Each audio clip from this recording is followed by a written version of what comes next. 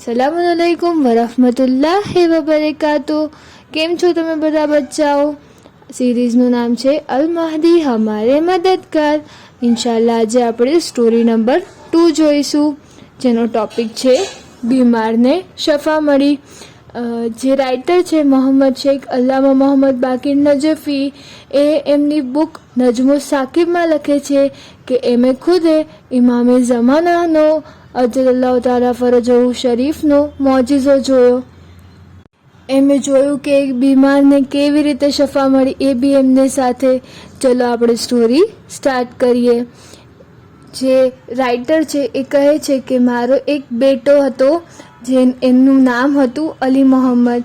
એ એક વખત બહુ જ બીમાર થઈ ગયો છે। અલી મોહમ્મદ હતો ને એ, અને બીમારીની હદ એટલી વધી ગઈ કે એનો જે બેટો હતો એની જિંદગીની કોઈ ઉમ્મીદ નહોતી રહી।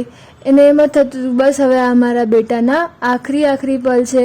બીમારી બહુ જ વધતી ગઈ, એટલી શદીદ બીમારી વધી ગઈ હતી, ખાલી દુઆ અને દવાથી જ તેનો ઈલાજ થઈ રહ્યો હતો। અને એની જે બીમારીની હાલત બહુ જ જ્યાદા વધી રહી હતી। પછી એક વખત 11મી રાત આવે છે અને એ રાતે એનો જે બેટો હોય છે એની બીમારી સખત વધી ગઈ, ખૂબ જ્યાદા વધી ગઈ। બધા લોકો ખૂબ માયુસ થઈ ગયા અને ઈલાજનો કોઈ રસ્તો જ ના હતો। અને પછી જે રાઇટર છે ને એમે ઇમામે ઝમાના પાસે ઇસ્તિગાસા કરી ને ઇમામ પાસે દુઆ માંગી, ઇમામ પાસે તવસ્સુલ કર્યું। પછી શું થયું? પછી એ એમની ઘરની છત પર ગયા અને ત્યાં જઈને ગિરિયાઓઝારી કરી રોવા લાગ્યા। ઇમામે ઝમાનાની બારગામાં ફરિયાદ કરી, યા સાહેબ ઝમાન અદરિકની, યા સાહેબ ઝમાન અદરિકની, યા સાહેબ ઝમાન અદરિકની, એમ કરીને ફરિયાદ કરતા ગિરિયાઓઝારી કરતા ઇમામે ઝમાનાની બારગામાં ફરિયાદ કરી રહ્યા હતા। થોડી દેર પછી છતમાંથી જ્યારે નીચે આવ્યા અને એમના બેટાની પાસે જ્યારે ગયા ને, તો એમને જોયું કે એમનો બેટો તો એકદમ સેહતમંદ છે, એકદમ હેલ્ધી, એકદમ એની સાસે પણ ચાલી રહી હતી અને એ હોશમાં પણ હતો અને એના જિસ્મમાં પર પસીનો બી હતો। એટલે કે એ પહેલાં કરતાં એની તબિયત સારી થઈ ગઈ હતી।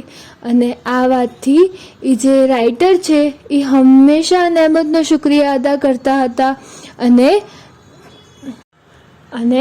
ખુદાએ ઇમામે ઝમાનાની બરકતથી એમના બેટાને શફા દીધી।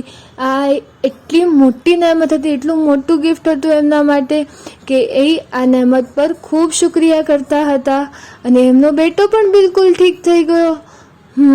તો હવે આપણે જોઈએ મોરલ ઓફ ધ સ્ટોરી શું છે। તો જ્યારે આપણે ઇમામથી તવસ્સુલ કરીએ છીએ તો ઇમામ આપણી પરેશાનીઓનો હલ અતા કરે છે। એટલે આપણે ઇમામથી દુઆ કરવાની છે, ઠીક છે? સ્ક્રીન ઉપર તમને એક એક્ટિવિટી દેખાતી હશે, આ એક્ટિવિટી તમે લોકો કરજો, ઠીક છે? ચલો, હું આશા કરું છું તમને આ સ્ટોરીમાં મજા આવી હશે અને તમે લોકોએ ખૂબ એન્જોય કર્યું હશે।